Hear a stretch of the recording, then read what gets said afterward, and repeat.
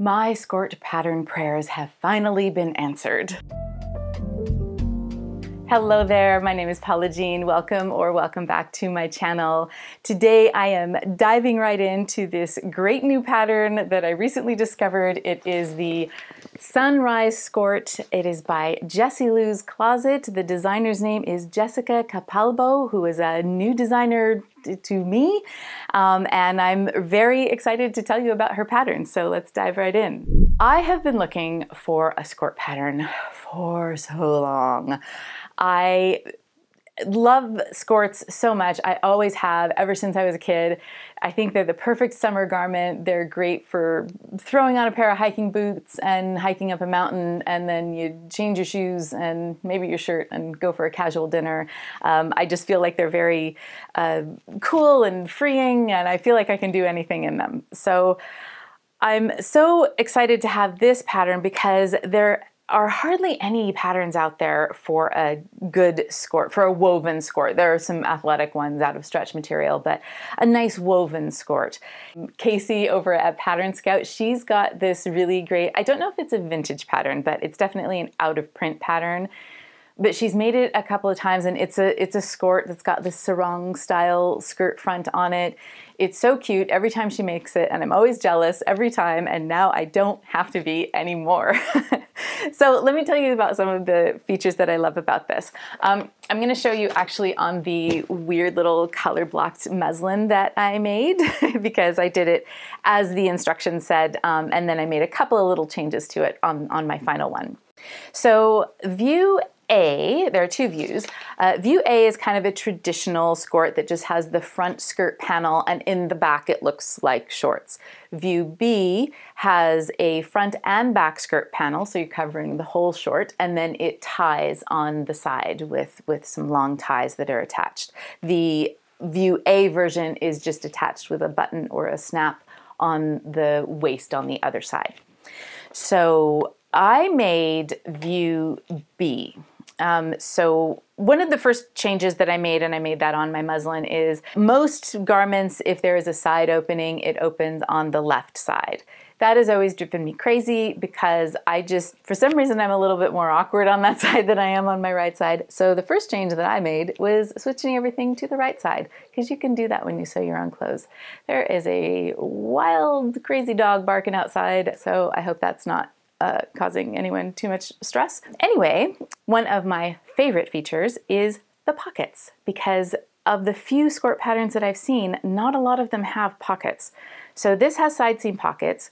The skirt is attached to the shorts via one of the side seams. So this side seam here is into the shorts, and in there is a little side seam pocket, and then the other side seams are just in the shorts on the loose side of the skirt.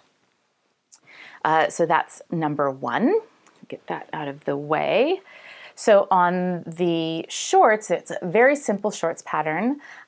It's got a finished waist that's finished just with a facing, so that's really nice. There's a center front zipper, and for my muslin I used just a regular zipper, and you can do that, but the instructions do call for an invisible zipper. Jessica has done an amazing sew along for this pattern over on her YouTube channel, and she gives a really great tutorial on how to install an invisible zipper.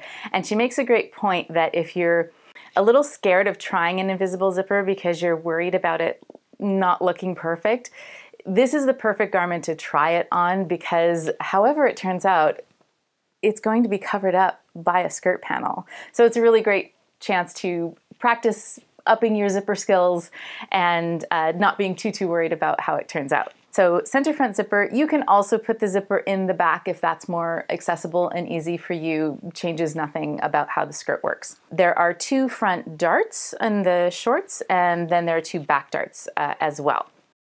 The design is with a fairly loose leg. And Jessica had mentioned that she did this because she wanted it to allow for airflow, and that does work great, but they're not so loose that when you sit down or you're doing things that you feel really exposed. It's really a great balance there. What I have found in wearing my final version out and about the town is that this is actually one of the first woven skirts that I have worn where the shorts don't creep up. I have had that problem in the past where there's just something a little bit weird about the fit of the short underneath, that it kind of does something weird and it kind of creeps up my leg and I got to reach underneath and pull them down. I didn't have to do that at all with this pattern, so there's another reason why I'm thrilled. On my version, my final version, I used for the skirt, like I said, I made view B with the skirt in the front and the back. I used for the skirt panels the leftovers of an old IKEA linen curtain. I had enough of it to make the skirt. And then for the shorts, I used this remnant that I had, and I believe it's some like tencel twill. It's definitely a twill weave, the fabric, and it's really soft and drapey, and it was very finicky to work with. So I think that's what it is, but I had enough of it to make the shorts. The weight of fabric that is suggested for this skirt is lightweight to lower mid-weight fabrics. And the reason for that is because in the instructions, you line the front and the back panels of the skirt. So you're going to have 2 layers of fabric, and then you have the layer of your shorts underneath. So you don't want it to be too heavy of a garment. So because I am using more substantial fabrics, I did not line my skirt panels at all. I just serged the edges and folded over the 3/8 of an inch, which is the seam allowance. Now for the closure, I followed the instructions for view B, but instead of using ties, I made this little tab closure, and how I attach that to and then I put a kind of a heavy duty snap on it. So how I attached that was I just made a little square for the corner and I interfaced that, and then I sewed it right sides together here, turned it over, and I did that before I stitched down the hem all around so I had like that 3/8 of an inch seam. By the time I turned this over, this was already turning over and I could go ahead and hem the rest of the skirt. And this worked great. So I've got plenty of weight and strength there to hold the snap. And I think it turned out really cute and it works really well. The waist fit great, but I actually moved the width of the dart over to the side and I just removed it off the side and kind of blended it down the side because that just works a little bit better for my body. Here is the invisible zipper that I am so thrilled with. I'm not afraid of zippers. Zippers don't scare me, but I have had my time with invisible zippers, and I don't know why the zipper goddesses are smiling on me right now. If you watched my Green Makes video, the zipper for the jacket worked out great. This is one of the best invisible zippers I have ever installed. I am just not going to question it. I'm just going to roll with it and say a little thank you to those goddesses. So yeah, anyway, just another little view of my invisible zipper. You can see that's finished really nicely, and I've got the facing. I just stitched in the ditch to kind of hold the facing down. I will show you on the pockets, because my shorts are such a drapey fabric. What happened with the pockets is that they did that thing where they kind of want to just floop down or flip to the back. So I added some just little ribbon pocket stays. So this is just some old seam tape that I had in my stash. You could use twill tape or you could use a piece of the fabric that you finished the edges of.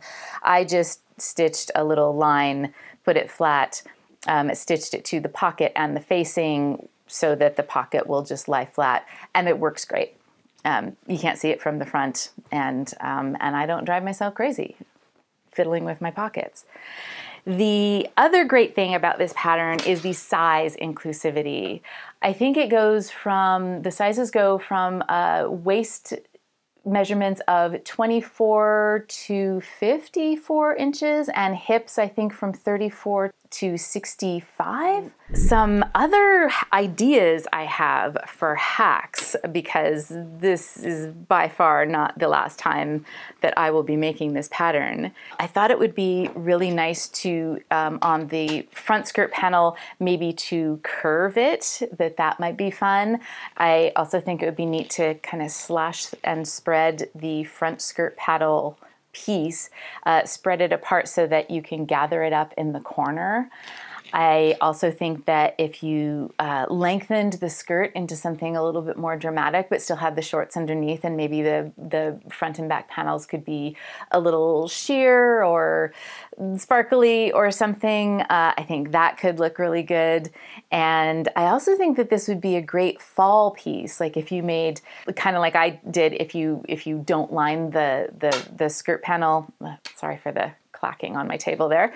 If you don't line the skirt panel and you just hem the edges, you could use a little bit heavier fabric and like make it in like a tartan or something like that, and wear it with some tights and boots. I think that would be really, really nice for fall as well.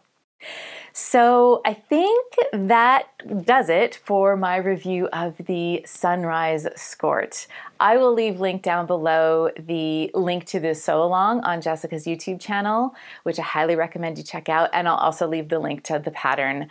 It's not an affiliate link or anything like that. As you can tell, I really love it. And I encourage you to go check it out because I think she really deserves the support.